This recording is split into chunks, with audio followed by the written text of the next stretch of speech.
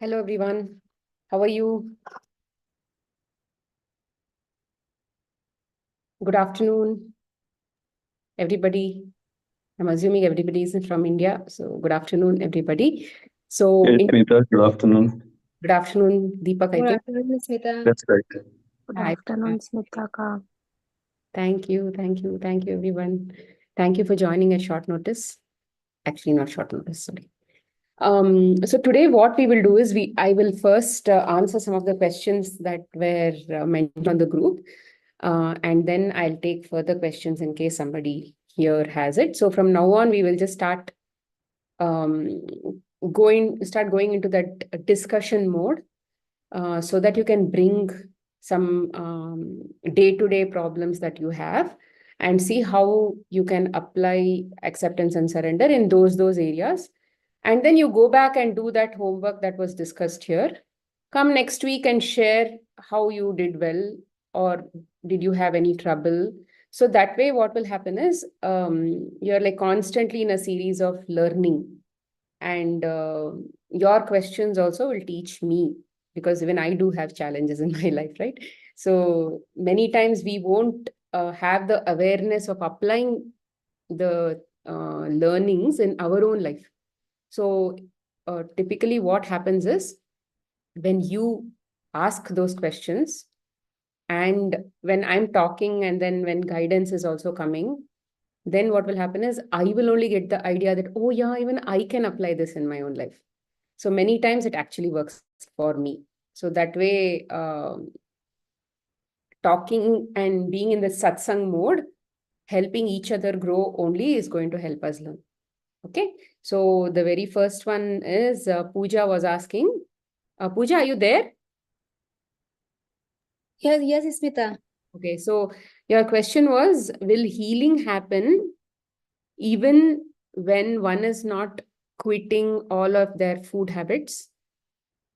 They don't want to quit their food habits, and you say that they are already in surrender mode, and they are saying that everything is God, and I'm okay with anything, that mode. So will healing really happen? Is that your question? Yes, Smita. Okay.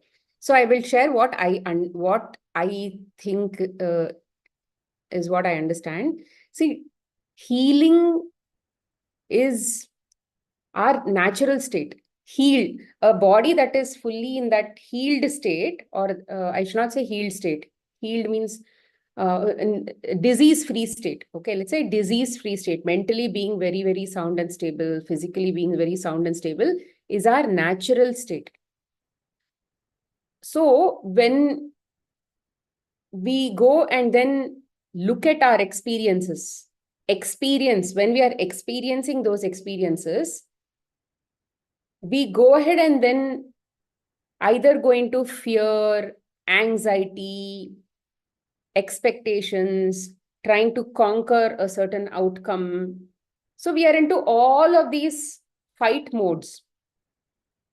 Or when we look at our own family members, that is also an experience. When we look at our own family members, there is a lot of helplessness, or there are all of these limited feelings that we think, which makes us feel that we need to go and take action and do something, conquer, right? It's more of a competition kind of thing. Either you're conquering, or you're snatching, you're doing something there.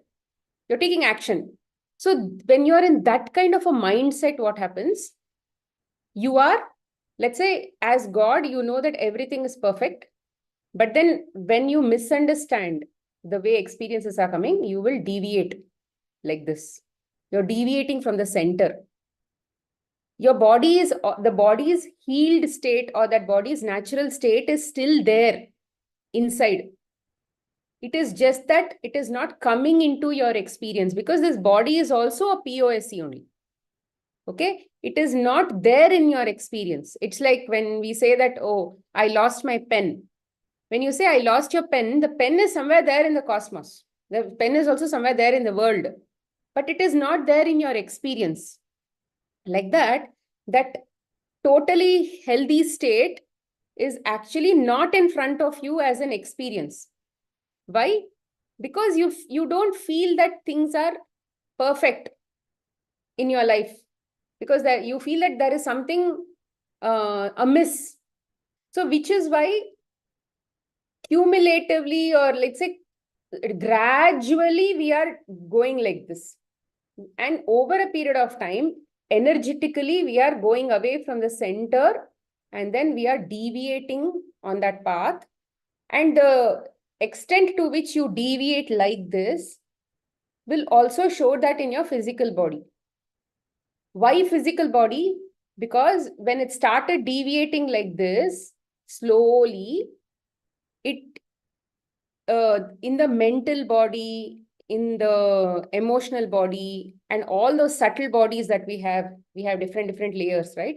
So in those subtle bodies, there is all of these different limitations that are happening. And that eventually impacted the energy, the subtle energy, which is right next to the body, which is a template body or an etheric body. The etheric body holds the template of this physical body, organs, the way organs are, how it should be, all of that energetically it is having. This is where they talk about 72,000 nadis and all of those things, right? It is in that next level, which is etheric body. When there that energy and all changes, what will happen? It will affect the blood movement in the physical body. The blood movement might become slow, claw, and then that will eventually catch up in making the organs also perform slowly. And now what will happen when the organs are performing slowly? When the organs are performing slowly, some input output between the organs will also vary. It's like going on like a factory assembly line. Now, when one slows down, when one part of the body, and what happens is this energy, every part of our body holds a certain energy, which means, let's say, anger is stored in the stomach, those kinds of things. So each chakra is representing those kind of emotions. There are so many emotions in the third dimension, right? Which I told you in the first few classes. All of those emotions should be expressed out by the body. When we don't express it out by the body, somewhere it will get locked up. So that locking, so when that energy comes and gets blocked there, when you have attended my divine design course, we talk about how the energy centers work, how the chakras are working. And when the chakras are slowing down, because the emotions are like, let's say, imagine tar. If tar will not flow like water, or let's say smoothie will not flow like water. When it was flowing like water, let's say the turbines could generate electricity. But now when it is clogged up and all of that, then the turbines also will get clogged up, no? Now electricity generation will slow down, or maybe the turbines will spoil, something like that will happen, or the turbines are still moving, but it is very slowly moving. So that will happen even in our energy centers, but it is still working. It is not like it is, there are some diseases where the energy center is fully blocked, but let's assume that it is still slowly rotating. It is like a fan. It is taking something from inside, it is sending out. It is taking something from outside and then sending it in. So we are mostly like a middleman kind of thing. We are mostly like a conduit where energy comes in and then it goes out. It cannot stay in the body. If something is staying in the body, it means that it is very, very low frequency, very, very slow and very thick kind of thing. So which is why it is not going out, no? So those areas will get clogged. When that chakra is at a etheric body level. It is there in all levels, but then let's say it is at an energy level. We can't see a chakra in the physical body. But when that slows down, slow means the energy there, the currents there are, let's say, slowing down, then the blood will slow down in the respective veins and arteries and all of that. When there it slows down, each of the organs are not getting their blood supply properly. They are not getting nutrition properly. All of that is actually also input and output are getting affected. Let's say from somewhere, from one organ, from the liver, it had to go to the heart. somewhere there it's slowing down. So somewhere slowing will happen in the entire assembly line. Then that particular organ will get affected.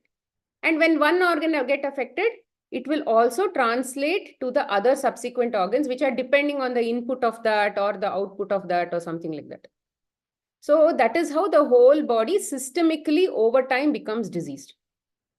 So this is about how the disease is there in the body. But of course, to heal from any disease, now what caused the disease in the first place? The emotions and all of that. But can we just go to that emotional state and suddenly change it? Yes, there are some people who can, who might get the awareness that, yes, whatever I have is like perfect, and then you will accept. Now, once you get to that state, what will happen is now the chakras will start faster. Things will somewhere the high energies will start coming in, right? What will happen now? It's like some new extra power has been added. So let's say some motor has been added, and now the turbines are running even more faster. Then the clogging will eventually declog. But then while it is declogging, what will happen? Physical body has to express that out. Pains will come out, vomiting will come out, this will come out, that will come out, all of that will come out. At that time also, are they in that same state which they started in the first place? Or they are getting confused. Oh, am I really healing? So from the point in which you decide that I am in acceptance and surrender and all of that, let's say knowledge came, now you're accepting, you're applying and all of that.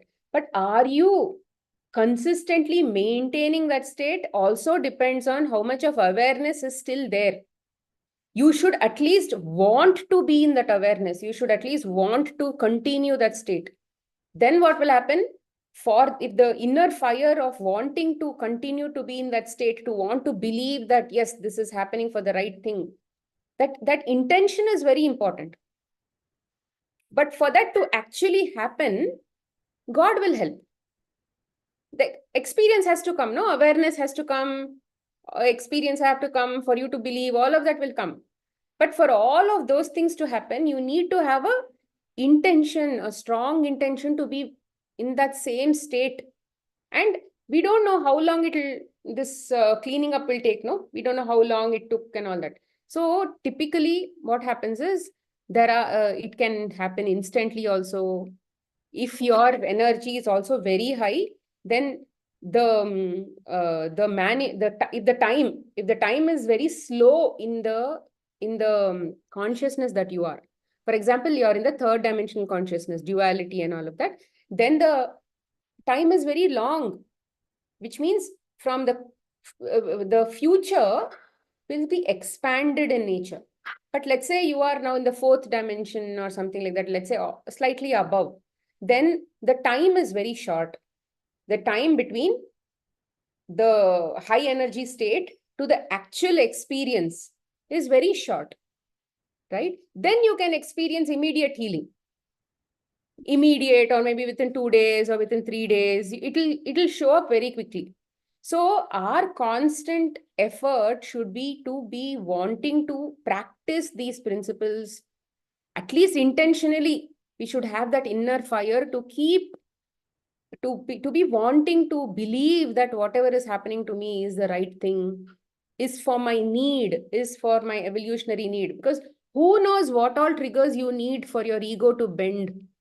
We don't know, right? You may need certain experiences for you to believe that, okay, I don't have this in my control. I need to depend on a higher force. I need to trust the higher force. If we are constantly thinking, I can change it, I can change it, I can do this, I can do that, then we will always keep getting experiences to break us, to break that ego. Always when ego is 0%, then you're in the higher, then your divinity is 100%. So if it is still 50-50, you will always keep getting experiences to break that 50% of ego. Ego is saying, me, the body, can do this. So we will always get triggers to show what is the proof that this ego has to say, I can do it. Because that kind of belief system would have formed in some past lives and all of that. It would have got formed. And those are in the subtle bodies. So we keep taking birth again and again and again until that ego becomes 0%. And it'll take time, because for you to not even have that feeling of body consciousness, Ramana Maharshi and all that were like that. They had cancers and all of that. But did they suffer? They didn't suffer. Did they not feel pain? Yes, they had. Yes, they felt pain. The organs were paining. All of that were paining. But did it matter to them? It did not matter. Because he took it as a part of, let's say, when you're going to potty, whatever feeling you have, when you're, let's say, vomiting, whatever feeling you have, when you're swallowing, whatever feeling you have, or rather the experience you have, for him also it was the same thing. Just that there was pain in some physical body part. That is their level of awareness. That is their level of consciousness, which they have grown to that level. Are we there yet? We may not be there, but theoretically we know that that is the direction to go.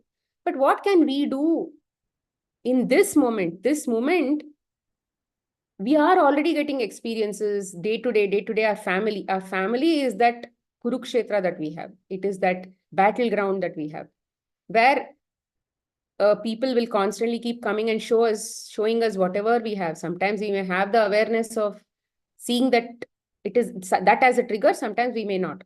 So like that, keep watching our triggers, and then we have to keep self-reflecting. I think in some of the posts they told, how can we keep accepting whatever experiences are coming, toxic experiences that are coming, all of that. Experiences can be anything. Okay, I'm not even contesting on bad and good and all of that. I'm just saying, if we have to grow, we have always done that, no? We have always judged our experiences. But has that done any good to anybody? No, it is still coming. And it has not changed. So this is a different way of growing. This is what is there in our Shastras. It is there in the books, not just the same, all kinds of religious books. Let's say the Bible, the Quran, our own Bhagavad Gita, all of the Hindu scriptures, Buddhism, everybody talks about only this, right? Buddha's major thing was surrender only. Ahimsa and all of those kinds of things. So it says that when you are working on yourself and you understand the principles of life and you think that life here is just an experience, it's not true, nobody is dying and all of that, you don't have to be in fear. I think in one of the class I told, why are we so much in body consciousness? Why are we constantly trying to protect our body? And all of that I have already told in one or two classes. So like this, now why did this concept of even healing come? First of all, disease only was not there. Why did concept of healing come? When we slowly when we were in a collaborative mindset, when we as human beings are very good when we are collaborating with each other, living and let living, not interfering. Let's say, believing that whatever everybody is doing is for good kind of thing. It's a collaboration mindset. There is no snatching, there is no competition, those kinds of things. So when we are actually in that collaborative mindset, where I have already told that we know that we are all different, but we have come from the same source for a certain reason, and many more reasons that we don't know. When you lock up our own existence to one reason, then we become limited again. Let's say there are infinite reasons. Some reasons we know, some reasons we don't know. Because God is infinite. We can't understand him with our finite mindset. So let's assume that there is an infinite number of reasons why everybody is here in a different shape and form and all of those things. So at that time, we were all in collaboration. We were helping each other. We were like giving each other experiences and all of those things. And we were all in harmony. But then when we started to drop, and then when it became more of a competition, where you were mostly about me and mine and those kinds of things, and then you're trying to snatch from somebody, take away what you want. When you're in a collaborative mindset, you're thinking for the greater good of the community. You're not just thinking about yourself and your needs and your wants and all of those things. You're thinking about, how can I live for the greater good of the community. Every single day when you wake up, you can say, what can I do today that will actually help? How can I contribute? That kind of thing. But then when you're constantly waking up every day thinking that I need to do this to somebody because I want that, I want that deal, I want this, I want that. So when you're constantly working towards yourself, then that you will never even know when you're trying to snatch away from somebody else, right? I, um, so that kind of energy that you bring into the cosmos will affect others also. This is what happened at a very millions of years ago. When there was collaborative mindset, eventually that became a competitive mindset, because some that in one person, when that competition started, that desire starts, the desire for competition starts, desire for wanting more than what I have kind of thing starts, then he will want to snatch away that from somebody that who already has that energy. And that energy will have a ripple effect across, because we are all in the same, we are all the same god, right? And we are all in the same ecosystem. So somebody else, so that like that we will form communities who are having similar mindsets. So these are called paradigms, which I've also spoken about in divine design. We are all believing the same thing. So like that, there are so many groups of people who believe this religion is good, that religion is in everything. So this healing issue happened when we deviated like this. Once deviation happened, we won't know why all of this is happening to me. We don't know why all of this is happening to me. Then we will go try to find a way for removing that problem that I am facing. Because I want to go and achieve my desires. Right now, the problem that I have in my body is now an obstacle to going and achieving my desire. So you will try to go and find all possible ways to remove that, to eliminate that from your body. It came to the body through that mind only, energy and all of that. It took some time to come to the body. But still, now that it has come to the body, it has become physical and it is actually obstructing. So healing itself came from that point, from that state. And all forms of healing also are coming from that, what do you say, from that point itself. Somebody will tell, hey, let's do acupressure. Somebody will tell, let's take allopathy, let's take Ayurvedic, let's take homeopathy, let's take this. For somebody, it has worked. So let's say if I believe that this modality works for me, and I like totally believe it, then it is not like that item actually healed me. It is me coming in alignment with some belief that it actually works, which means you're seeing God in that. You're believing the God within that medicine or something, right? That surrender. You're surrendering to the medicine. So you're coming into that emotional state of surrender, right? The belief, acceptance, and all of those things. Then that healing happens. And you continue to be in that state, irrespective of the ups and downs in between, then the healing happens. So that is why we've seen time and again that there are so many things in the world where people claim that they have, this will work, that will work, that will work, this will work. And why can't we just go back to that state where I don't have any problem? Because we have dropped so much down that we are not yet there to go to that high frequency state. Because we have accumulated so many limitations, right? There'll be so many nested limitations. One limitation will depend on another limitation. Another limitation will depend on another limitation. Like this, we will have so many different belief systems where we have to still work upon all of that to get to that state. Because we maybe some people are like, some people, once they get that knowledge, they can apply, and maybe in this moment you can actually go to that state of samadhi. In this moment you can go to that state of inner, that merging with God. In this moment you can self-realize. In this moment you can get enlightened. What does it mean?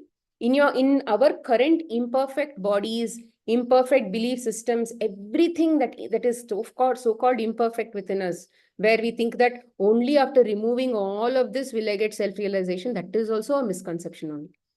Because God is there in every single point, right? So in this moment, if I can get self-realized, it means that this moment, my ego should drop to zero. And I should believe that it has actually happened, or I'm already in that divine state. So some people get that experience, some people don't get. For whatever reason, let's say that is the experience that they're getting. But so is healing. We go towards healing because we think there is an obstacle in my life which I don't like and I want to get rid of it.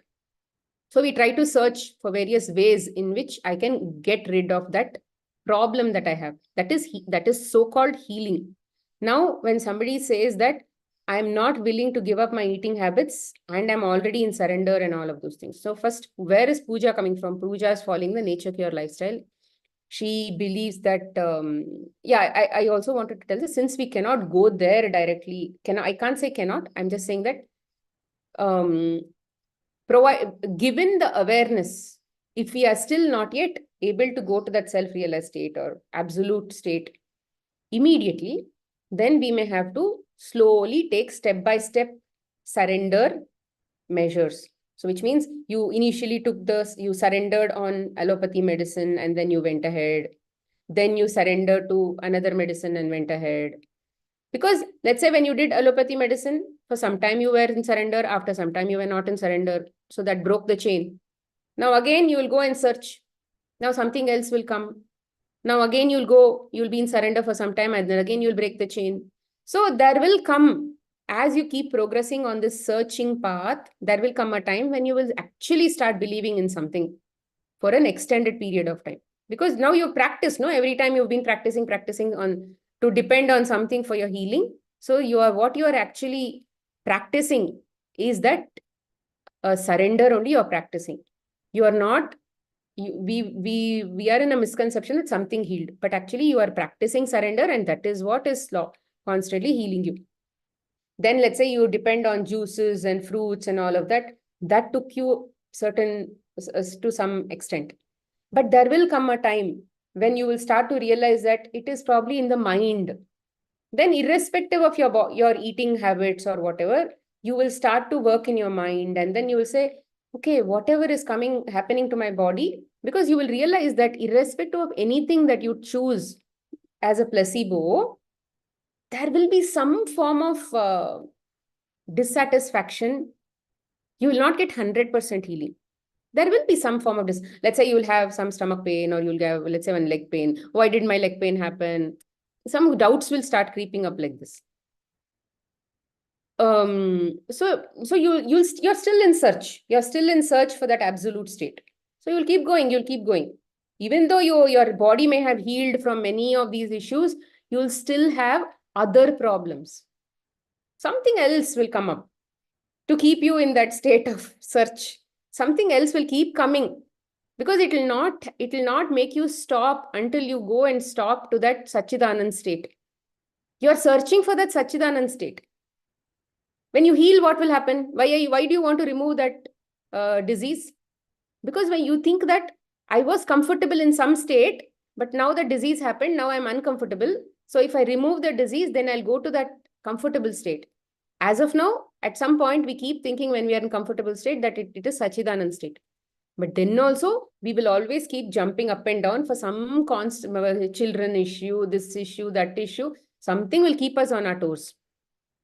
So hence, the end is only that Sachidanand state. Until then, the universe will keep us on our toes and we will keep searching for something. And in this journey, all that we are learning is to surrender to that ultimate. In installments, we are learning and going. And healing is happening. So some people come with a soul plan of body should teach me. Body is a big POC for me. Some people will come and say, health-wise, I don't have any issues, but financially, I have too many issues. So some financial problem, money is going to be their POC, or rather, the comforts are going to be their lack of comforts are going to be their POC. Relationships will be their POSCs. Relationships are pretty much there in everybody's life because we are not living a solitary life. But it will be more in some people. Let's say family will be very good, all supportive and all that, but they'll have, let's say, body issues or financial issues. Something or the other, we will always have to keep us off balance because that you have to understand that the balance is only in that Sachidanand state, or that merging with oneness. That state where you think that in whatever may be my body, whatever, I may be a man, I may be a lady, I may be short, dark, anything I may have, even one hand, I may be whatever it is, I'm still the same God. And I can, that feeling of I am God can come anytime. And that is what is that Sachidanand state, or that self-realized state. And it can happen anytime to anybody. So this healing, the very idea of healing comes when you feel that something is wrong with me. So when you are in acceptance, you think that, okay, that is also a part of life. Yesterday I was up, today I am down. Tomorrow again I will be up. How long it will take for me to be up, I don't know. So that is a state of acceptance, that you know that in some past points I accumulated a belief system. Those let's say limited emotions or something, I needed those limited emotions because I needed some experience for something, and then it was a coping mechanism, and then I used all those emotions. But now I don't need it. It is now trapped in my body. It has to get out. Now experience is coming to send me out, to send it out of me. All I can do is wait for it to send it out of me, right? Did I plan? How do I know what is inside me? Am I planning that limited emotion to come outside me? Did I plan the POSC? No, I'm not planning anything. It is automatically happening. So when a problem is coming and the disease is already experiencing the disease and all of that, stay with the disease, because that is what you're willing to learn, right? Surrender. You're willing to surrender to any atom that is experiencing in front of you, that is showing experience in front. It can be body, it can be anything. So stay with that disease, because every cell in your body has to evolve. If every cell, now that cell which is diseased has to evolve, means what does it mean? It means that it has to die, and maybe a new cell has to be generated in its place, where incarnation is happening at a cellular level, right? Reincarnation is happening at a cellular level. So when we may be uncomfortable, many parts are evolving inside our body, because every single atom came together in a collaborative way to make this body. And they are all having a mind of their own, an intention of their own, to be collaborated and work together as Smita, to work together as a heart, to work together as a stomach. Everything is still working in collaboration. Why is one part having cancer or something? It is because that part does not align with the same belief systems as what the other cells have. So there is a decision that needs to be removed from the body. So if the entire body is already working towards that cause, they are working towards that cause. Sometimes what will happen? This body will say, okay, now the part that the majority wins, they say, right? So the majority of the body now does not believe in the existence of this body, because now they have a different belief system. They want to do something else. It is not about keeping this body intact and all of those things. So like that, every single thing inside our body is evolving, and evolution means some problem they will face, and then they will learn from that problem. And at a cellular level, something and all is happening, and they are also learning. So they are becoming better and better. They are also going towards their divinity. So if we think that, oh, it's me and mine, it is not just our ego. Every single body part is a different atom, different mind of its own. They have a different consciousness of their own, but they are coming together as Smita, as Narmada, and all of those things. So when you believe that, I am actually walking towards that goal, which is my self-realization, even in my problem also, I'm still walking towards that self-realization. Even I have a problem, because in that problem also, there is some work happening inside me also, which is going toward taking me towards that self-realization. See, here the soul has actually brought together multiple parties to help it get a physical experience. Multiple parties here, are multiple atoms have come together to collaborate and make this body. And who's controlling all that? The God behind it is controlling all that, right? It only knows what is the progress.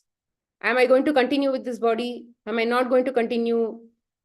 Is it like where do we stand kind of thing? So just believe that we are going on that right path. Now, physically, should I do this? Should I do that? When you're believing in any form of healing, you may have gone to that for healing, in my opinion. Even I was there. I'm on that. I'm a practitioner, so I know. But I have also unlearned many of those things in my life. So don't, you may do anything from a physical action point of view. You may probably have juices, you may have fruits, you may have, because it makes you feel good, right? Why did you start liking juices? Why do you even like eating fruits and all of that? Because it makes you feel good. So keep doing whatever makes you feel good. But from a healing point of view, have a separate principle in your mind that I am actually going towards that evolution. I'm evolving on every single minute. I'm evolving. What that evolution means, that can be anything for anybody. Just trust that I'm going on the right path. From a food perspective, choose whatever makes you think is right. It's not like I'm saying this is right, that is right.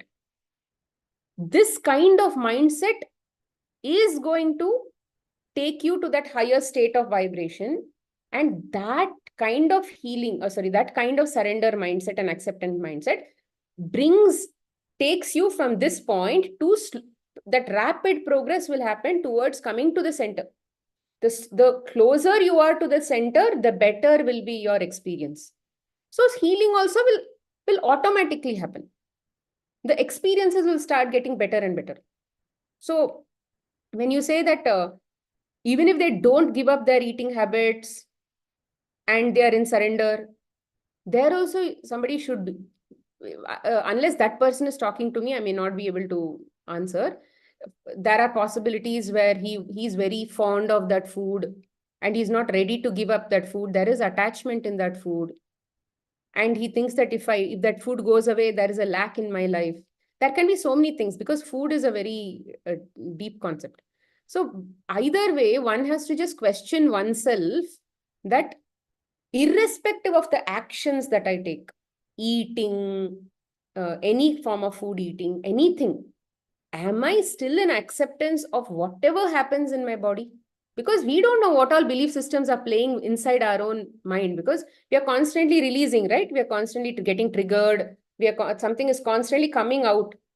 So am I still able to maintain that state of acceptance and surrender through the ups and downs of my disease? That actually will show them that, bring them back to the center. So I can't say whether that this is possible or that is possible. It depends on how they are tuned to this kind of a, what do you say, evolutionary path. Pooja, did I come clear there? Did I help Yes, you understand? Smita, I got it. But I want to ask one thing, that if we came into the conclusion that whatever I am experiencing is divine wish and I have to go through it and I surrender totally on it.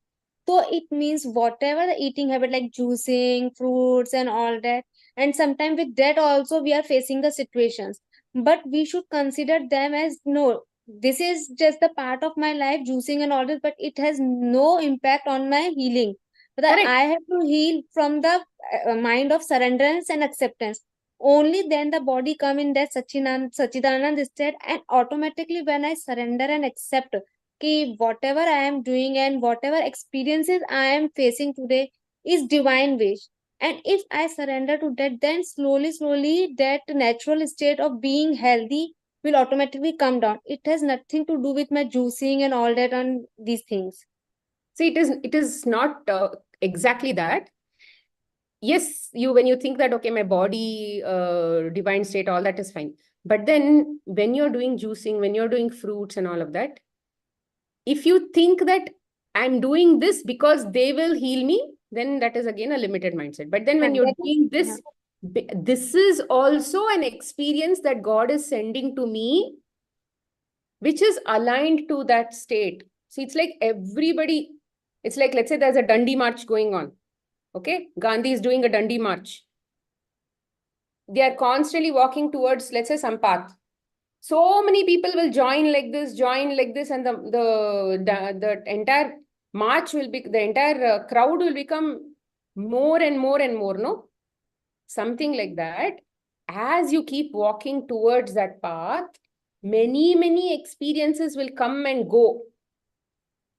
So like that, eating also will come and go. So whatever, if juice is in front of you, rather you feel like having juices, rather you believe that yes, juicing makes me feel good, then go ahead and have juicing. Because that is also, because your mind is aligned, then that food will also align to that path. It will like join the Dundee march. But now let's say, okay, fruits and juices are not helping me. I'm doing, I'm just doing it for the sake of doing, but my disease is very good. It's on the path. Then the juice and fruits will actually not contribute towards the Dundee march. They will actually not help you, which means there will be some amount of energetic disturbance. So whatever you're doing, don't think that they are here to heal you. They are, just believe that everything, every experience that is coming to me is aligned to the evolutionary path that I'm walking. I don't know what path that is, but I am getting experiences that I need to keep walking on this path. Don't put a label on the fruit saying they will heal me. They are contributing towards that path. They are contributing towards me going to the center, like that. But for that, your mind also has to be in that framework for them to contribute to that. Understood what I'm saying? Yeah. Anything can contribute, but you should believe that they are contributing. But they are like catalysts. Okay, they are like catalysts in a chemical equation. Catalysts means they will contribute to the equation, but they are actually not going to be a part of that equation. They will contribute to make the equation or the chemical reaction go in a faster way or something, but they are not going to be a part of that formula or something. So, Smita, I have one question. Generally, people adopt this nature cure and this lifestyle is due to their disease and want to remove their disease. And in most of the cases, also people get rid of the disease by following this path. So, is the food contributing them for their healing or their mindset? Ki, no, I have adopted this lifestyle and this lifestyle will improve me. So, Correct, correct. It's the mindset that has, it is that constant belief on that placebo is what is healing them through that placebo. okay. But that also, they'll outgrow that also, I'm saying, over a period of time. If Yeah, you've yeah, seen, you go and talk to every single person, like I said, they will always have something that they are working on, that they think that their current lifestyle is not helping them anymore. yeah. That's what I am asking. Ki sometimes what happened ki they healed physically, but some other challenges come because they are not in the surrender and acceptance mode, but they are doing these things to get something. So they heal from that disease, but certain situation may come until and unless they come in the surrender and acceptance mode. So we will constantly keep going out of that surrender and acceptance, because those, as long as we have that limitations within us that makes us think that we are limited, triggers will keep coming to show, see, this is making you feel limited, that is making you feel limited. Then until all of those things, until you say, until our ego is not willing to accept that I am divine, We will keep getting triggers to say why the ego believes that you are not divine, why the ego believes that you are not divine. So some challenges, some problems, something or the other will keep coming in front of us. Because that mind is not still stable, no? It is still oscillating between good, bad, good, bad, good, bad. So, so it will keep coming, it will keep coming. Some problem or the other in the body also will happen. Irrespective of any lifestyle you follow, body issues will eventually keep coming. Little, it may not be like very, let's say severity is this much when you started with then you started healing. Then predominantly most of that will go off. And over the period, you'll also learn to mentally heal, and all of that will people usually do, because most of them, especially on the natural path and all of that, they are also in gratitude. They are also learning because those high frequency fruits, vegetables, juices, and all of that are already high frequency foods. So when they come in, our cells or our atoms start to vibrate at those frequencies. And along those frequencies, what are the other emotions also? They'll start picking up. Gratitude, they'll pick up. Kindness, compassion, all that they'll start picking up along the way. So like that, something or the other will heal them predominantly. But there could be family issues. They may not forgive somebody. They are still hating some family member. They are too attached to their children. Something or the other will be there to keep us in that limited state, no? Because especially the close family may jo bhi they are showing, those are very deep rooted. They are very deep rooted within us, and which is why the low hanging fruits are all gone. Now the deeper issues are still being tackled. Sometimes when you're constantly in those kind of states, the body will eventually accumulate. May not be as much as what it was before, but little, let's say every 3 months you might fall sick with something. Or maybe every 1 month you might fall sick with something.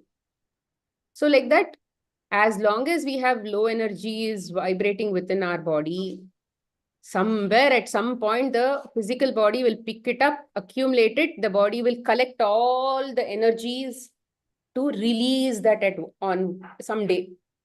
And then the release will happen for 1 week, 10 days, the release will happen. Then you're going back to your state. But then you'll still be generating the same thoughts if you have still not learned how to not generate it. If you, let's say, you're still attachment, still expectations are still going. So another 1 month later, one more accumulation will start. So this cycle will keep happening until we eventually heal mentally also and go to that stable state. So physical healing is only to remove the trash that we made that is currently there. But we are still making trash from the mind, no? So mentally, someday we will keep healing. These classes, irrespective of physical cleansing process that you do as of now, mentally, we are looking at a long-term cleansing process. Long-term, we have to see which is the one that is actually making this trash. So we are going to the root cause of the trash and then trying to work there. But it may not immediately address your physical problems. So whatever processes you're doing, you may be doing juices, fruits, whatever. There also you apply surrender and acceptance and keep removing the trash from your physical body. And mentally, when you're this root at the root level, as you're becoming better and better and better, the toxins that we make at a physical level will become lesser and lesser and lesser gradually. So, Smita, just by working on the mind, it is said na, कि generally disease come due to the accumulation of toxin in the physical body. So, if the person is doing the mind work and all that, so with removal of the toxicity from the mindset, will the removal of the toxicity from the physical body will also happen? It depends. See, it's not about just mind. It is about the heart. It is about the feelings that they generate. If it's not about just mental, it is about if let's say you are feeling very joyful every day, so joyful, you're like peak every day, then your heart will be able to generate that kind of energy to clean the physical body also. Until then, what should we do? Until then, we have to keep learning to appreciate life and then keep We doing like all these processes. See, huh. in my experience, we have forgotten how to live joyfully, Yeah. right? Like children, like little children, no, we have forgotten Mm. how to live like that. So as we start to be in acceptance and surrender and all that, then life will slowly transform in front of you. Little joys will start coming. Your husband was going to help you, or your children listened to you. Somebody folded the clothes. Those kinds of little small things will start coming in your life, no? Those will start giving you joy, and you'll start getting more confidence on how beautifully life is assisting you.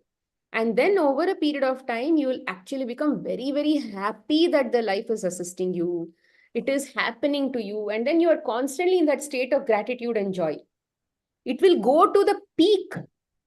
It will go to the peak. Then you've already practiced it so much to get to that point. No, you will not drop from that point. The idea is to slowly practice the acceptance and surrender, because the lack of acceptance and lack of surrender is keeping you in these low states.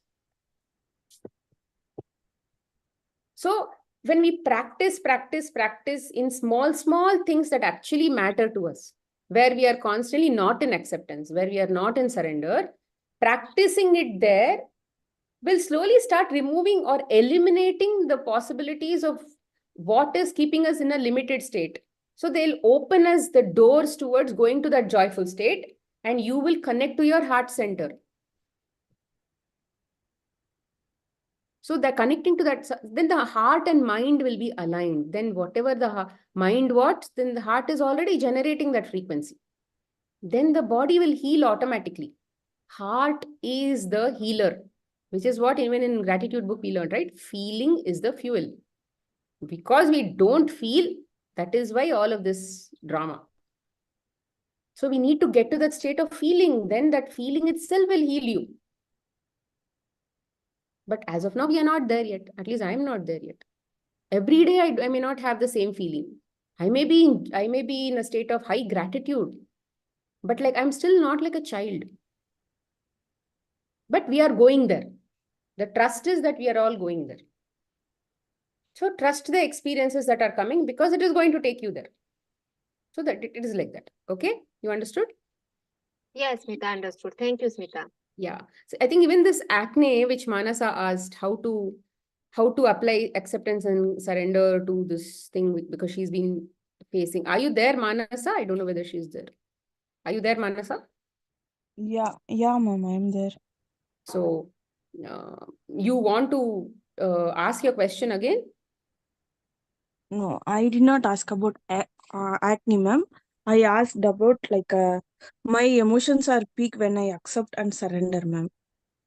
Oh, Like that's I'm okay. Okay, somebody asked about acne. I'll talk about it and then I'll come to yours. okay, ma'am. So I think somebody asked about the acne part, right? So they have been facing acne all their life, or all their maybe adult life, and it is not going, and how to practice. The very fact that they are disturbed by what is on their face itself is lack of acceptance, right? Take acne as a POSC. So all this talk that I spoke about healing and all of that, there also you should believe that that POSC is teaching me something. So I am not in acceptance of my acne. Let's say I am Manas, I am that person. I am not in acceptance of something on my face. Who's going to see me? Let's say there are other people who are seeing me. If every other person is a trigger to whatever is already in me, they will come and tell me what is on your face. Oh, there is a big pimple on your face. Why don't you apply Vico turmeric? Why don't you apply turmeric? Why don't you apply some aloe vera? Why don't you apply this? All of that they'll come and tell. Then this girl will tell, I've already applied turmeric. I've already applied Vico turmeric. I've already applied this. I've already applied acne, but it is still not going. So you're constantly trying to defend yourself in front of your POSCs who are triggering what is already there in you as an emotional lack of acceptance. Rather, you feel that you are not enough. You feel that you are not complete because of the acne. Now, Them giving you solutions is also not helping. You doing your own solutions are also not helping, which is why the acne is still there in the first place. So, since nothing has helped you so far, why don't you try this? Try to say, let these things that are bumps are there on my face, let them be there. When they get bored, they will go automatically by themselves. If I'm fighting it, then there is some fun, right? If let's say there is a person who's constantly trying to, this is something that is typically told. So if somebody is bullying you, then not bullying typically, let's say somebody is trying to kindle you, somebody is trying to make fun of you or something like that. And then you react back to that person is still going to continue to keep making fun of you. And then you're still going to get irritated and you're still going to fight back. But let's say at some point you say, I don't care. Let him make fun. It's not like just because he called me a donkey, I'm becoming a donkey. Let him call me a donkey. Let him call me a buffalo. Let him call me an elephant. Let him call me whatever he wants. I will just keep walking.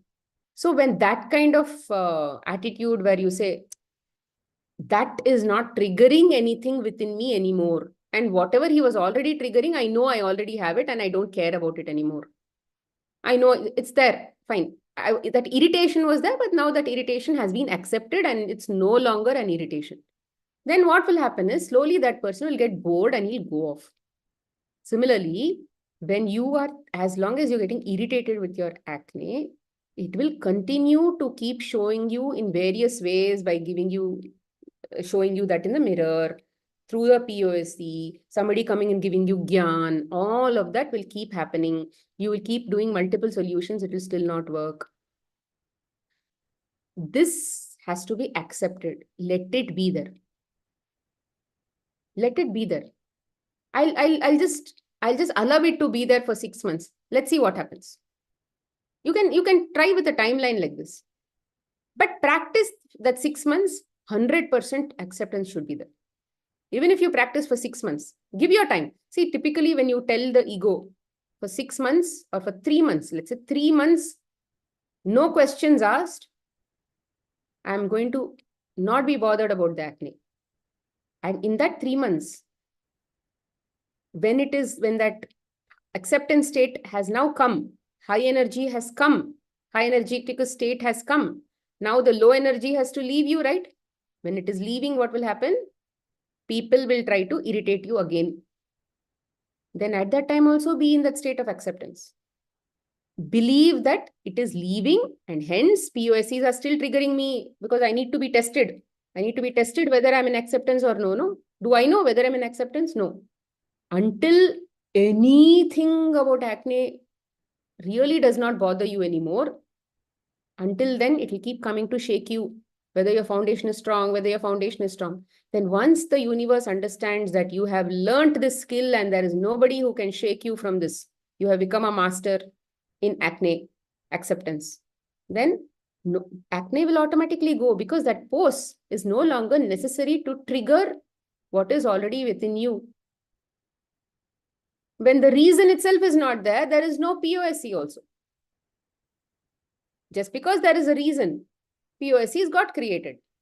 Now, when there is no trigger, when there is no reason for you to, there is no irritation at all, then there is no POSC at all. But it will go because we don't know how deep, how nested those things are. Those emotions and those irritations, and this can irritate you. Then let's say you won over this irritation, people irritating you. Now your own mirror is irritating you. That is also a level. Or maybe one new pimple comes and then somebody comes and tells you, hey, everything is clear, yeah, except one new pimple has come. Or there'll be different layers and different varieties of irritations that can come to you. So let all of that get over. It has to finish off everything. And you have to win over every single battle in that similar problem. Then POSCs will get eradicated. That is what a battle is all about, right? If you have to go to the inside most and then fight with the king of that army, then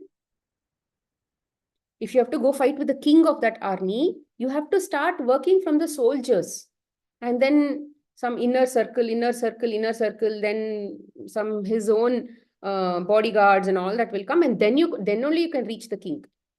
By the time then you collapse the king, then your problem itself is gone. Something like that. Many different layers will be there. You have to constantly be in that same state. Your ayudha, or whatever, the chaku or whatever you're there, the sword or whatever is there, is actually nothing but acceptance and surrender. You have to keep using the same sword to attack every single problem that comes on that way to the king. King is healing. King is POSC getting destroyed. So, but why did the POSCs get created? So that you can eventually become a greater version of yourself, a better version of yourself. You're walking towards the divine. You are like this, you're going to the center. So POSCs get created by God, who comes in the form of POSCs to take you closer to his own state. So POSCs are not bad. They are actually helping you. So work on their why. Instead of fighting with the POSC, fight with the, sorry, not fight, look back at why are these POSCs getting created? What is it that they are seeing inside me? It's like, let's say ants are coming towards you because they are seeing sugar inside you. Find out, instead of chasing away the ants, find out the source of sugar and then remove the source of sugar. Ants will disappear by themselves. Right? Okay, so that is about acne. Then Anju was asking, standing up for oneself. What does it mean when it comes to acceptance and surrender? See, many people, I think she was also asking about toxic relationships, no, Pooja? Toxic relationship. Do we have a choice? What do I understand from all of that? See, any POSCs can come to show what we have. That is there. But then not everybody will have a belief system to say, I have to still live in this relationship. Whether if somebody calls it toxic or no, depends on their own perception. So I'll not have a generic statement there. I'll just say, if somebody believes it's so bad that they actually cannot live there, and they believe that they have to get out of that relationship, that is the right thing for them. If somebody thinks that my husband, he can be anybody, he can be an alcoholic, he can hit me, he can do anything to me, he can disrespect me, but as a dharma patni, I have to stay with him, that is my right thing to do, then that is the right thing to do for them. So here there is no argument about right thing and wrong thing, because experiences are not to be judged by, experiences are judged based on their own perceptions. There is no common judgment for any experience, because I can be for an experience, somebody can be against an experience. It is based on our own belief systems. And there is nothing wrong in you taking taking an action of what you think is right. If somebody wants to divorce, that is what they believe is the right thing to do. But today, so it's like this, those whatever that POSC was triggering from inside us, if we are still not having the awareness to go into acceptance and surrender kind of mode, so what will happen is, we will also have a belief system to get out of that relationship and then maybe work on this in some other life. We are just postponing that learning, that's all.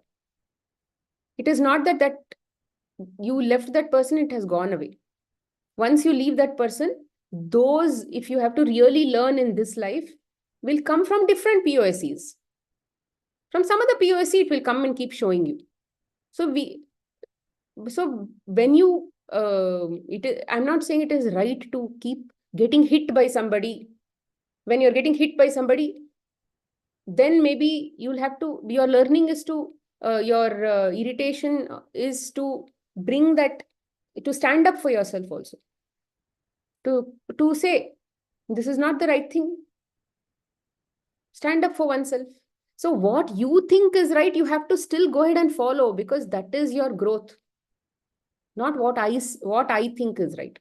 Because each individual situation is different. I can say, okay, divorce from this relationship, but they may not want to divorce at all because they may not be educated, they may not have financial freedom, they may not be working, they don't want to leave that husband. So then what will happen is, I want to leave this husband, but I don't want to leave this husband also because of financial responsibility, financial freedom, financial dependency. Then they are in conflict. So if they can't leave that guy, then come into some other way where you can actually work towards healing, no? Come into acceptance and surrender. So whatever path you think is right, go ahead and do that. But if you don't have a choice, don't walk a path in conflict. Come to a reason why you should accept that path and walk on that path. So walk on every single path that you are currently walking because you have no choice or you have to walk that path or whatever it is, whatever path you are working on, come to that acceptance and surrender and then walk that path. You can cook up any reason in your mind based on the fundamentals that we've discussed here or some possible reason you can, but you should be able to believe why it is absolutely necessary for me to be on this path. I think in one of the examples I told, why suddenly I became very happy being in a joint family. Right? I told that in one of the classes. I was fighting it, right? I was fighting that state for many years, but some experience came to teach me. So like that, I didn't plan for that experience. I've gone to that house. I've been to similar houses multiple times, but that awareness did not come. But when the time for change came, then only the awareness also came. So at least as long as you think you have that feeling, have that intention to be in acceptance and surrender always. Experiences will come according to that. Okay. Did you understand, Anju? Mita, can I ask you? According, matlab, I have a situation now. A few years back, there was such a situation that I thought I just left my home. I just said, unless my husband doesn't call me, I will not come back. Then he called me back. He promised that yes, we will work out. Matlab, it was not between. It was because because of me. It was some other reason. Though I wanted to come back, but I said no. At this time, unless my husband calls me back, I will not come back. So because he never thought I will take such a decision. Let's say. Then I came back. He promised that yes, we will communicate with every time. Jo bhi hoga, hum communicate karenge. Things will be better. Initially, few years it was like that. Ek do saal. Now again, it's coming. So the same old things. Yeah. So now I'm into the gratitude of everything. So now the problem is I cannot communicate. I have this issue of communication because every time we communicate, there are fights and arguments. So because of this, I want peace at home. I don't communicate with him, but that is bothering me. Now, in an article, you said we have to fight for justice, the truth. So three articles you had sent, right? The surrender ones. So that made me think. Now, what should I do? If I should communicate with him, I have this thing. Okay, what will क्या होगा अगर why his behavior, especially with his my daughters, na, his behavior is not acceptable actually. But something it doesn't go according to him, then he stops talking, and his behavior is not uncalled for, I say. And because my father-in-law is there, that's why all things are okay, at peace. Otherwise, it had been a very different situation. What emotions do you feel when he doesn't talk? Or rather, what do you feel when you think if you talk, what will happen? Well, What because is stopping you from talking to him? Because he actually, will fight and all that. he had fight nahi. At one point, he had told my father-in-law because he was always there. Now he is communicating with me and my daughters, talking well and all. There was one time that he used to be himself only with his mobile, with his PC. Whenever you ask, he used to ask him, he come and sit with us and everything. So that time, that never used to happen. So it became that we three are a group and he used to be alone. Now at a point where he, just few years back, he started talking, things started changing actually. He started communicating with my daughters and everything. So, but what happened was, he's saying, now I need a family. Now I came at a point when you need a family, we should come and talk to you, because my children are okay. For me, it was not like that, because it needs time for me to accept that thing. There's now he is coming to me and talking, communicating to me. So there was one time my daughter used to come late and everything, yeah, for the dance and everything. So he had shared with my father-in-law, okay, that I want to commit suicide. Yeah, so that has brought a fear in me. If I communicate, if I say, okay, your behavior is not acceptable, I don't want to, well, you had promised me, and now again it's becoming the same thing, yeah. And the suicide thing has become a block for me, actually. If I tell him this, uh, See, everything is a fear only, right? When you yeah, talk to him, he's going to fight back. He's going to talk so many things, and then that fear. Now he's going to die, that fear. Then he's going to upset the children, that fear. Again, see, fear is like a virus in the system, which is like there is a kite, and that kite cannot fly because that rope is, or that the thread is basically tied to something in the ground. There is a lot of breeze, but the kite cannot fly because it is something is holding it. That is called fear. What if you what if you just make this an exercise of learning? You've tried your best to control the outcomes, to make life work in a certain way which actually makes it better for you. Has it ever happened? You've attempted different ways. You're not talking to him, or let's say trying to make conversations limited so that father-in-law is there. So many different tactics you've already tried. Has it still given you happiness? It has still not given you happiness. So why don't you just make this a project of acceptance and surrender, and just say, I'm just going to practice my acceptance and surrender. Jo bhi hoga, I'll allow it to happen. Try this. You just blindly try this. Because it is all ultimately the God within them, God within you. And he's again a POSE. And you'll only be adding more and more limitations to yourself if you are in resistance. You are in resistance here. You may be doing gratitude and all of that, but it will still not help in many different ways, especially here, because you want the outcome to be in a certain way for you to accept it. So you need to drop that expectations that your husband should actually not fight, he should not shout, he should do this, he should do that. Just say that he is a person who I cannot blame. He is this Maha Avatar in front of me, who is here only to remove the Ravan in me. That kind of way you need to think. He is like this Rama, and I am the Ravan, and inside me there is Ravan. And he is coming to show me where all that Ravan stuff is there inside me. When you see like that, then you will only be focusing on yourself. No. Then all that you're going to do is, okay, he is doing this.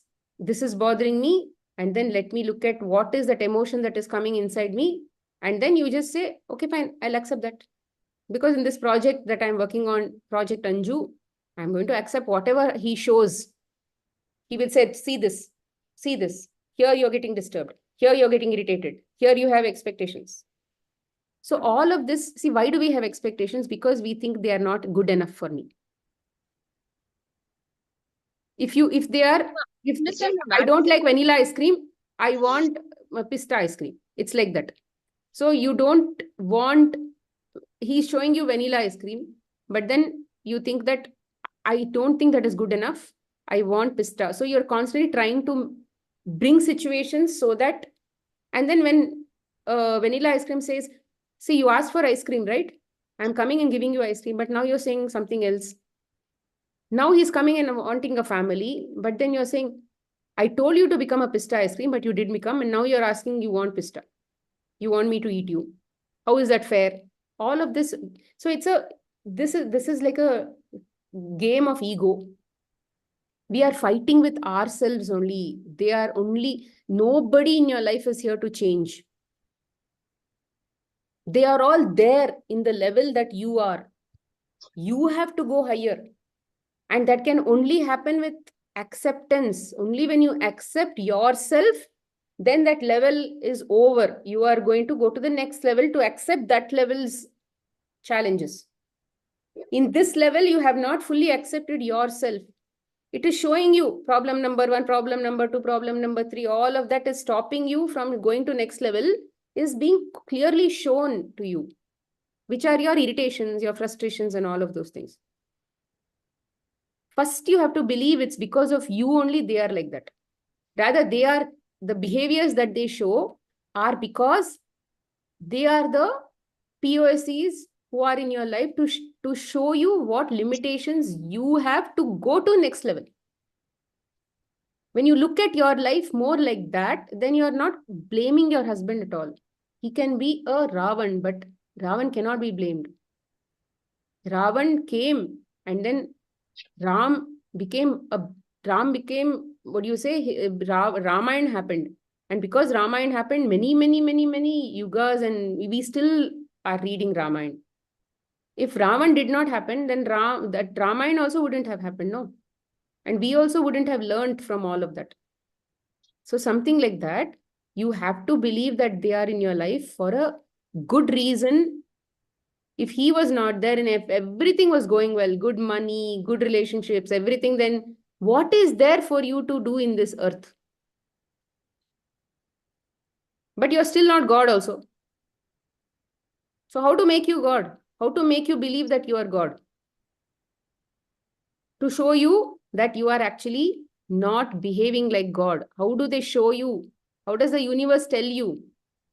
If they come and tell you, Anju, you are not yet God, you are still behaving like an ego, then what will you say? You will just say, take a walk. I'm very happy. This is enough for me. I don't need to become God. Will you even give up all of those comforts even to become God? You are already God. There's no need to become God. You are already that. But do you even want that state? You don't want that state because you're very happy with money. You're very happy with the people happily being with you, eating nicely, no disease, nothing. Will we even give up that kind of a lifestyle also to become even Rama or a Krishna? We will not, because we are good enough. We feel good enough all the time. That is why there is every single step, there is no good, there is always something to keep us on our toes. That is why in our Shastras they say, Sansar is a mithya, it is like a dukkhalay. Everything will come with a package deal called sadness, because they are all impermanent in nature. You can't depend on anybody to give you 100% happiness unless you are connecting to the God inside them. So that is not going to happen yet. No, we are not there yet. So we are just learning how to go there. So the very first step is to understand what is it that he's trying to trigger inside you. It's not going to happen easily. It takes a lot of inner strength to accept that you are like that. That irritation that they are showing is actually because that sense of getting irritated is inside you. You have a good habit of getting irritated. That's why he's showing you. Will BK Shivani get irritated with somebody? At least from our perspective. May not be. Because she's done all that inner work. So what should we do? We have to practice all of this. We have to practice and we'll get better. We will get better.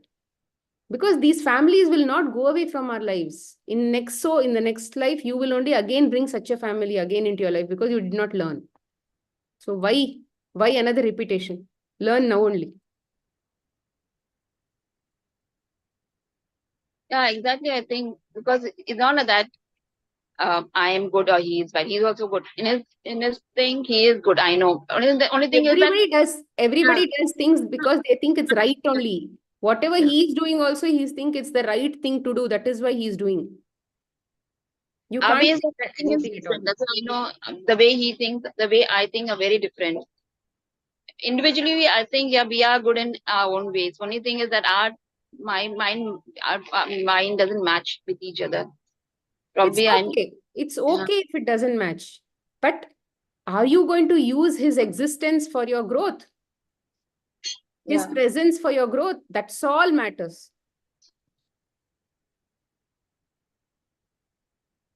See, whether you'll live like a happy family in future, that we don't know. But in the present moment, can you use his presence for your growth is the question. That's all. yeah, definitely. Because if we every single day is passing where the body is deteriorating and we will die.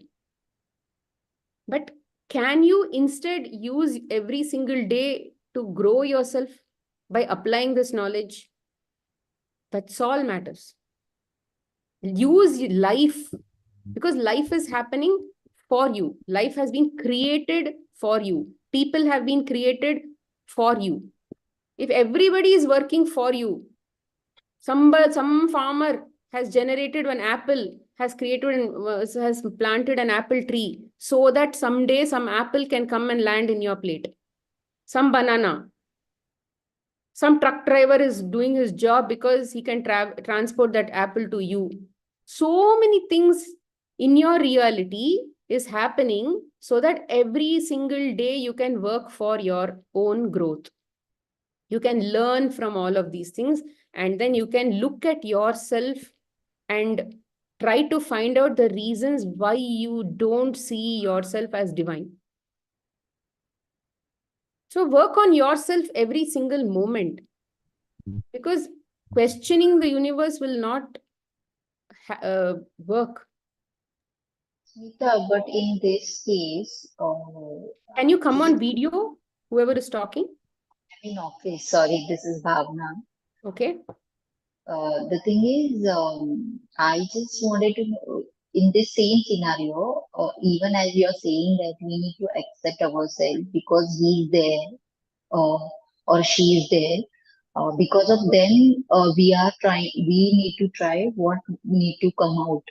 Right? But in that same scenario, if the child which is there with us, or they are getting scared because of his behavior, and the other people who is surrounding us, like father-in-law, mother-in-law, or mother-father, they are impacting because of his behavior, because of such a sudden behavior in one day, then how can you tackle with them, or how can you try to let them understand that like he need to they need to accept him as it is and all, because they are already as a child, the children is like scared only, in such scenario, if the person suddenly behave bad, like raise his voice or raise his hand or something said badly I in the understand what midnight. your point is, but Yeah. tell me, have you not tried to tell him anytime and failed up, which means he has not shown any changes? Many time, like Yeah, many yeah, ways, many time yeah. I And it has tried. not worked. No, And right. then, so here, which part of this is in your control? Nothing. Nothing but The child child. being scared is not under your control. The husband is not listening to you because, and he's not understanding that the child is getting scared is also not under your control. And then Right. in-laws are also getting scared is also not under your control. So what is under your control is at least to start applying these concepts and see how it is going to impact, how it's going to contribute to this, and maybe see some betterment. Maybe you can start with 1% where there was 0% progress, where there was no hope at all. At least when you do this, it's like a new project that you're working on. When nothing has worked for you, see whether you can try this and maybe it might work. What I am telling is we have tried this in many situations. It has worked. So give your 100% to put work on yourself, where you have no control on, let's say, your husband. You have no control on your child being scared. You have no control on your in-laws. You can definitely at least see if you have control on yourself and at least have that intention that, okay, at least this is closer to me. Me talking to myself is closer to me. Let me start there. Is that So possible? say, no need to stop talking with that person, or no need to explain him anymore, or No, no you need can to. tell. Okay, you can tell, but I'm just saying, whoever, whatever you tell to your children, whatever you tell to your husband, drop your expectations and tell. Go with the surrender mode where you say, any outcome can be possible. I'm okay with any outcome. Okay. Leave it to that God and go. What you think is right, you can express, because that freedom of expression should never be removed from yourself. If you feel like saying something, go ahead and say it, but say it without any expectations in your mind. When you drop that expectations and say, God, I'm going to talk to him, I'm going to tell him, but whether he listens to me, whether he understands, great, that outcome is great, something that I prefer. But whether there are other outcomes that happens also, I'm okay with that, because for now, that outcome only was necessary for me. Because we don't know how much, rather, what are those triggers that you need to keep getting until you reach that point of 100% surrender and acceptance, right? You have to practice to get there. For that, problems have to keep coming to take you there. But the severity of problems will change as you start practicing. So make it your project to work on this learning. And I'm telling, it will definitely get better. Because you have no control on your external environment. And you will realize that you yourself have no control on continuing to be in that state also. You can only intend to be in that state and like put that fire to be, yes, I want to be in that state. But at that moment, whether you will even be in that presence of mind to say, oh yeah, he's shouting at me. So which means there is anger that is coming from inside me. He didn't make me angry. He just showed me that I already had the anger. That kind of a thing comes only when you are going from that reactive state to that responsive state. It will take time to get there, but you need to start practicing and put that step 1 right now. Maybe 1 month later, you will be in step 10. Small steps only will help you get that progress. You can't reach there. And if your husband has to show that kind of change, it could take 1 year also. Because like I said, husband, children, in-laws, people who are living in the same house are strong teachers. They come with a long-term warranty. So they will have a lot to give you for you to get to that state. Neighbors can probably teach you faster. So that is why neighbors are neighbors, family is family. Family has a bigger responsibility. Rather, family's contract that you have with family is like bigger. Squeeze the juice out of me. That is that contract. So they are here to show you and make you the best version. And then the worst enemy that you think you have in your life as of now, the one you dislike a lot, is your best well-wisher. That soul is the one who you can have contract with. They have come and to carry and then show you all of those negative imprints because you have to grow. That is the love for you. Because soul families, we go along. That is There is no need to stop talking with that person or the neighbors or whoever is the family member. No need to stop talking. You just behave like as you are, and you just accept them as they are. You accept them as they are, because it's like this. If they have to show that there is an A, they will be giving you experiences. They will have a name, they'll have a board saying A. For example, if somebody is coming from the airport, people are there to receive them. What will they have? They'll have a name plate in front of them. So like that. They are going to show you A as long as you have A inside you. So accept that that person is here to show you A.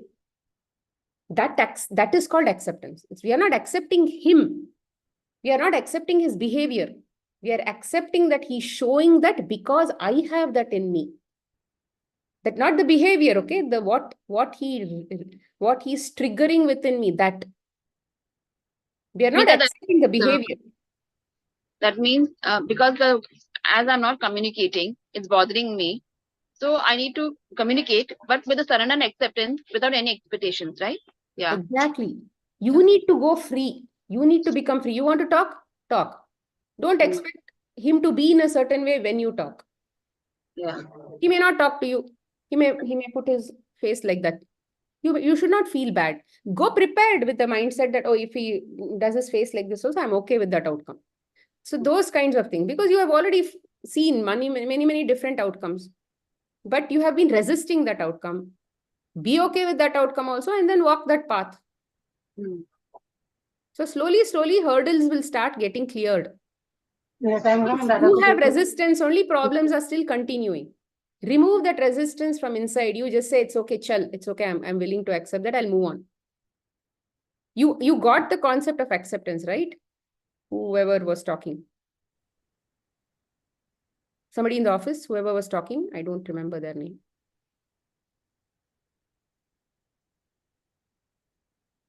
Okay, fine. So I'll give you an example of the surrender that happened this morning, similar to, no, I'll tell that in the end.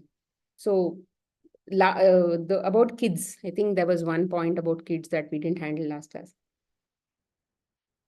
When children are little, right? And as a mother, you think that you have to nourish the children, you have to teach them your values and all of those things, right? It's okay, because you think that is the right thing to do. Go ahead and do that. Whatever are your rights, your what you think is right, the knowledge, this, that, right eating habits, whatever it is that you think you have to inculcate in your children, go ahead and inculcate. But do it without expectation. When you do it without expectation, the child may be a child who might learn for the very first time. He might be very receptive. He might be very reciprocative. But there may be children who may not listen, who may not accept the first time, who will accept 10 times later. So when you drop your expectations, but you keep doing your motherly duty that you think is your duty, even after 10 times, you'll not get irritated. Because children are also a POSC. They are coming to trigger what is again limited in you. So when you go to approach them also, go with these concepts only in your mind. Every single thing that is outside your soul is all POSC only. So when you keep practicing this a lot, no, it will become your second nature in every single POSC that you handle, that is in front of you, including children. So you teach them. Drop your expectations, go in surrender mode with children. Sometimes they listen, sometimes they may not listen. Sometimes fully they would have learned everything, but let's say at some point in their life, they may not be following it.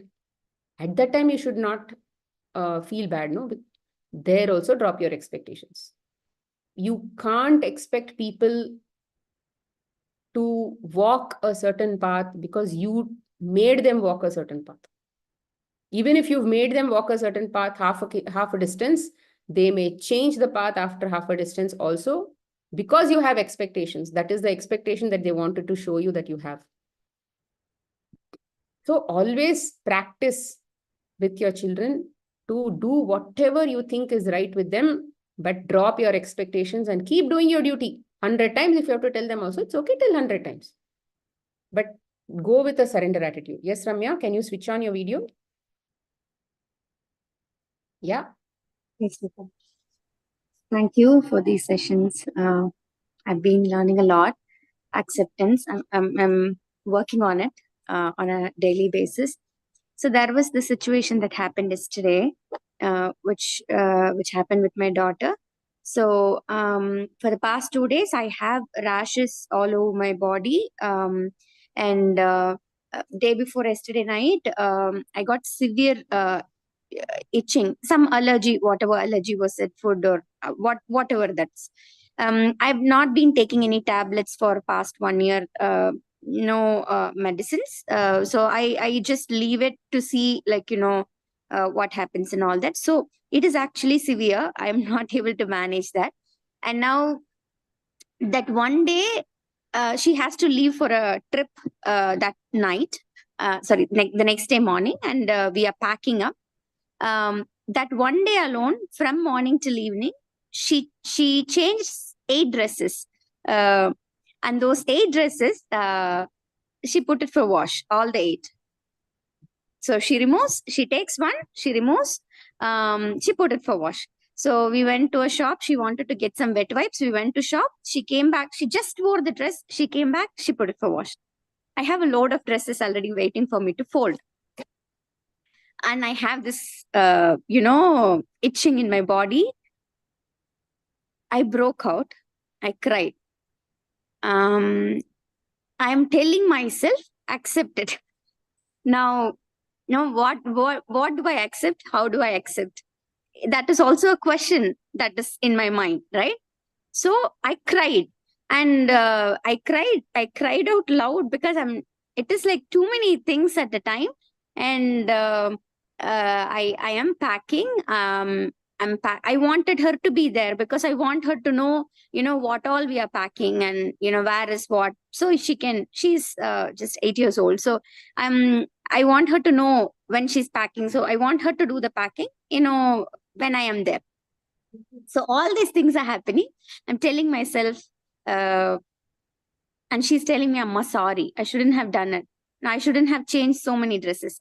I understand that, that kid understood it. She shouldn't be repeating it. Yeah, my mind is understanding it, but I couldn't stop crying. Yeah, I totally So understand what you're feeling.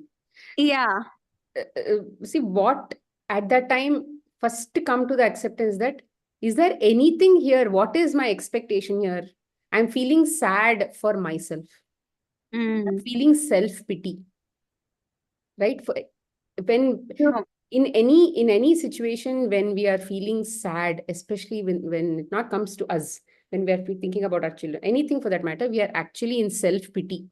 We think that we deserved something, but we are getting something else. The experience that we had to get was something, we are getting something else. So first we need to get out of that self-pity mode. That is how it first, when you constantly think that there is all of this that is constantly coming to me, and I am the only one who has to handle it, then you will feel like a victim. But then you start just thinking, slowly get into the mindset of thinking, I am the one who is in control of everything. Nothing is coming to me which is not unknown to me. It's okay. Folding clothes are okay. One day it is more, one day it is less. Fine. Rashes are there.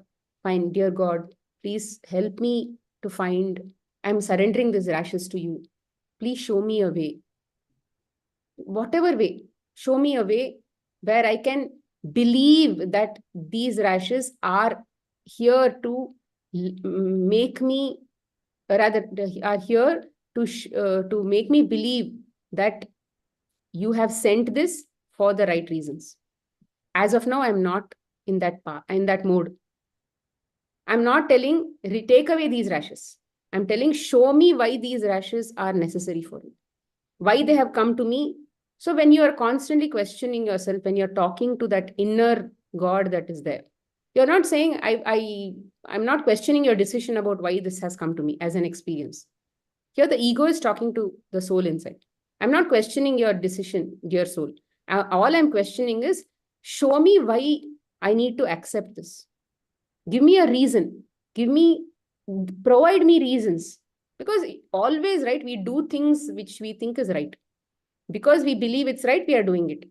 So this is the because that current. awareness is not there, and when that awareness comes also, you will be led to a path which will actually help you remove those rashes also. Because again, rashes are also coming because of the irritations and frustrations you feel about the environment.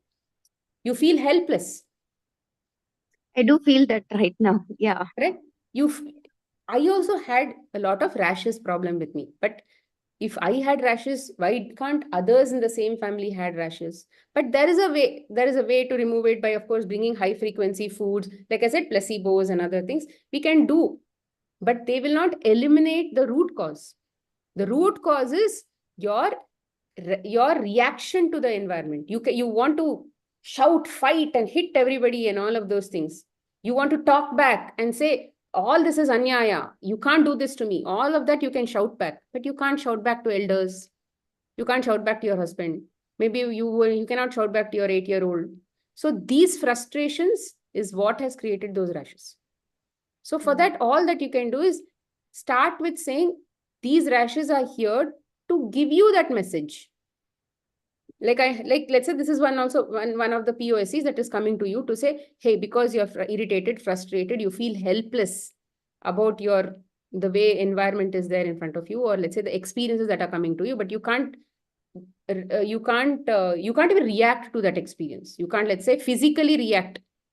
It's all inside. It is all bottled up inside, which is why it is coming up as rashes. So start to tell the universe that I am ready to believe that it is because of my thing only. It is showing me, and like whatever is happening to me is happening for the right reasons, but help me cope, help me come to acceptance and surrender. Show me a way, teach me. Those kinds of talks, when you do, then you will become more empowered, because now you're not fighting with the environment. You are not, when you're fighting with the environment, when you're fighting with experiences, then you feel that you are in no control. It's like a dodgeball. It's like you're constant, some balls are being thrown at you and you have no control when what ball will come.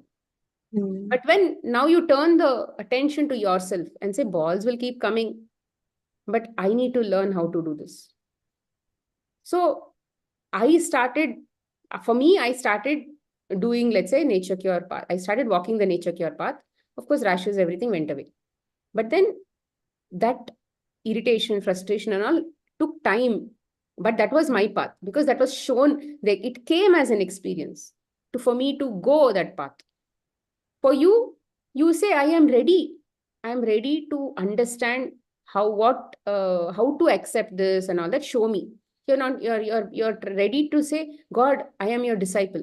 Show me how to accept your decisions as right. I can't, as of now, I'm not able to accept it as right. I know it is right, but I need a reason for me to strongly believe and align with you. As of now, that alignment is not happening. Show me, teach me. That is also surrender, right? That is also a way of surrendering to this questioning itself is a surrender. Like, yeah. Then you're saying, showing. I'm willing to become, I'm willing to learn what you're saying. Teach me. That is a way of ultimate surrender to that supreme. Then you're not fighting anything inside you. Then that will slowly calm down. When you think that the irritation that you feel is self-pity and everything, see, we may not understand, but we have planted ourselves in each of these families with each of these situations, because they will show us the limitations that we have within us. And without them showing, we will not cross that path.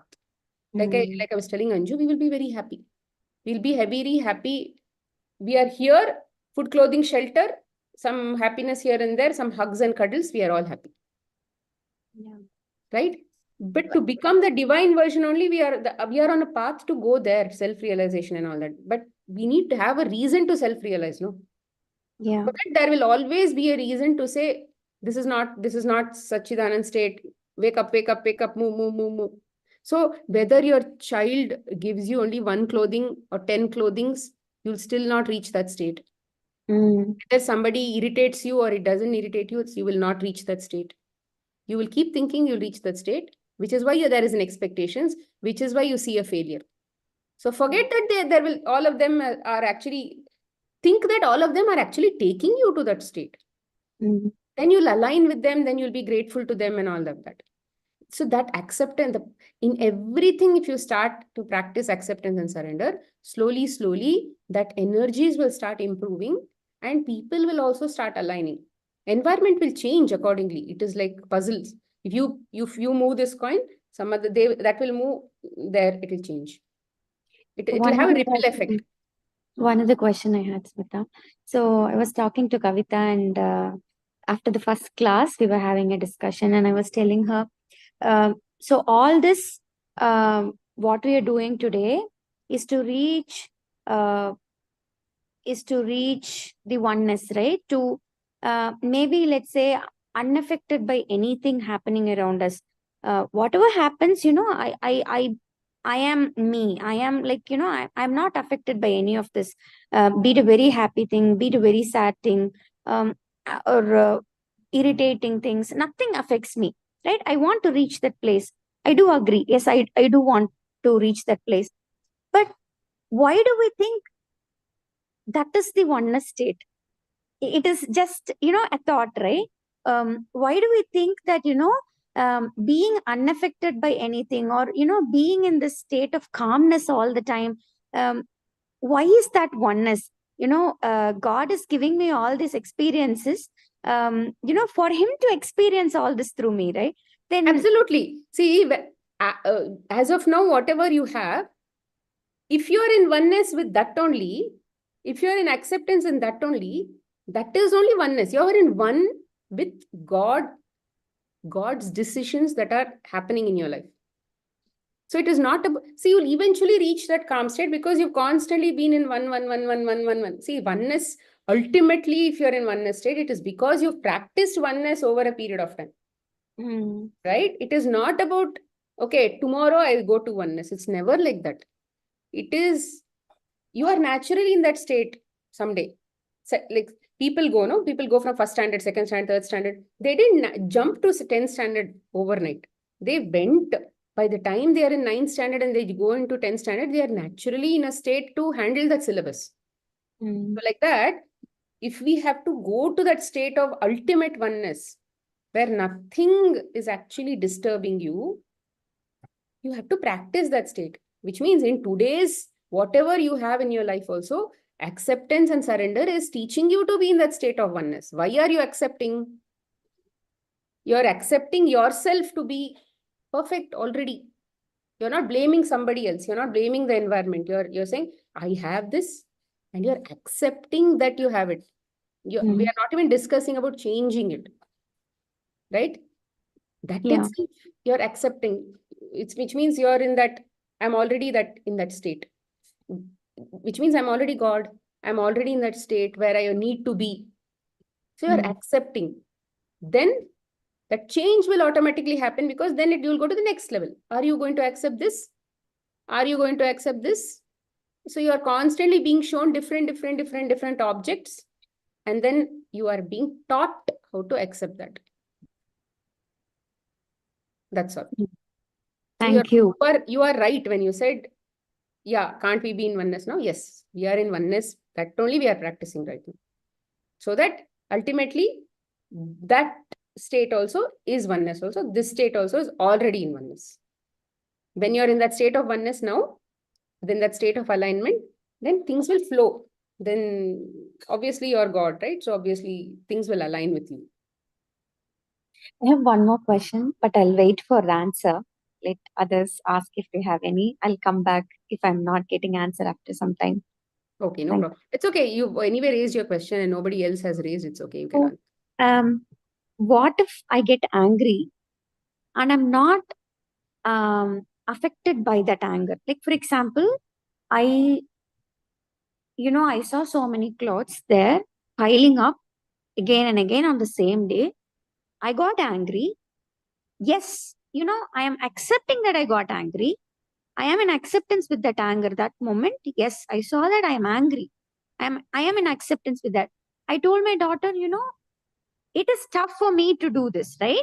When you take a cloth, when you wear it, when you remove it, think, should it go to wash? Should I fold it and keep it to wear it next time? Just think it once. So that is the discussion I had. I was crying while saying that, but still I conveyed her what I had to convey.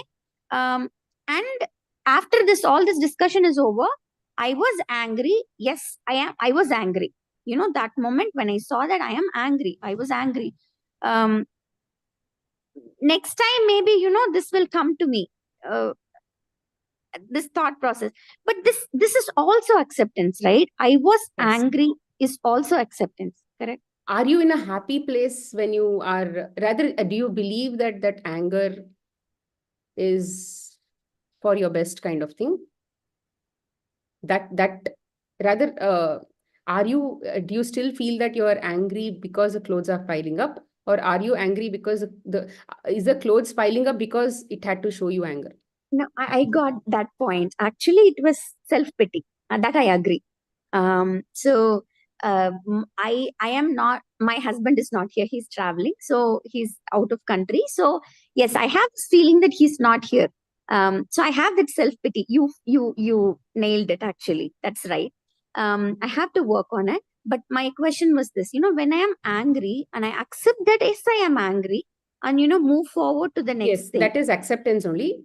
Yeah. But what I would suggest is find a good reason why folding clothes is not going to bother you anymore, Right. Okay. Yeah, that is one thing there. right? Even So if it is piling up, I shouldn't be bothered by it. just say that maybe when you're folding clothes, do some of your favorite singing, or look forward to that, to do something. For example, when I used to fold clothes, I used to, let's say, chant some Ramanama or something like that.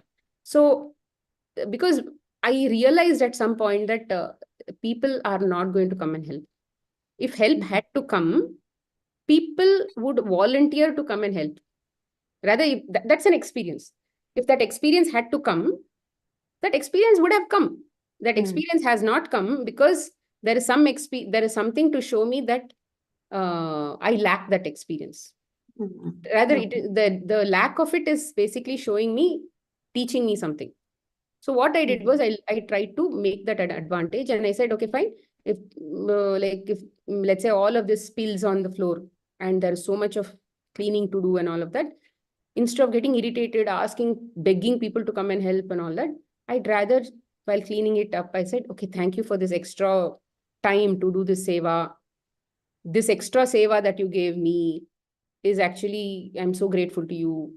So like that, when extra work come, I started to thank and say, yeah, this is one extra seva that came to me. That was my way of feeling good about that extra. And then later on, I found a maid who will fold the clothes for me along with her existing stuff. So um, that kind of thing will come when the POSC's existence does not matter anymore. It is there today because you have something that it wants. Rather, there's a match.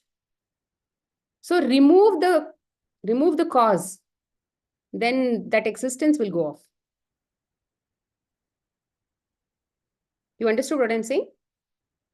Remove the cause, remove the irritation, frustration. Rather, remove means find a reason inside you to accept that extra clothing work. Look up some reason. It doesn't matter what reason. You can find your own reason that makes you comfortable. But find a reason why that experience is coming to you and why you should accept that experience as the right thing in your life. Okay. Then once that aligns, then it will go away. Usually it will go away. It might test you here and there, but once that stabilizes, it will go away. Because you are not yet in that state only, it's still coming. Yeah, then you'll be angry. All that acceptance is also okay. But accepting that experience is also that one of the steps. Okay? Yeah. Okay. Thank So, you. like I said, kids, I said, I'll end this thing with one surrender experience that I had today. Today morning, I think Shamla or one of them had spoken about um, the morning dabba, 5:30 dabba, right? 5:30, she woke up one day at 5:30. In the group, we were discussing this. At 5:30, she woke up and it was very late, and I gave one more tip and all of that, now surrender and all of that. So similarly, it happened to me today. And I woke up in time only, but suddenly I remembered that I wanted to do chapati and stuffed brinjal. Most of the time, what happens in the morning, I don't if I've planned, then it is something if I have to soak or something. But otherwise, I'm trying to work on whatever idea comes in the morning. And then I just go ahead and execute that idea.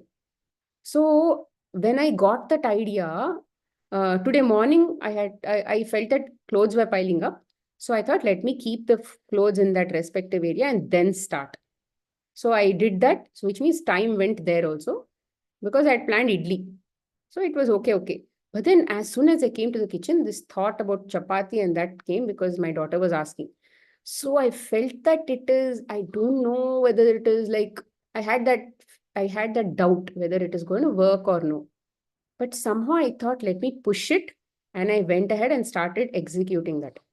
By 7:35 also, I had not kept the cooker. Usually I do oil-free stuffed brinjal, so I had to do it in the cooker. And it was still not done.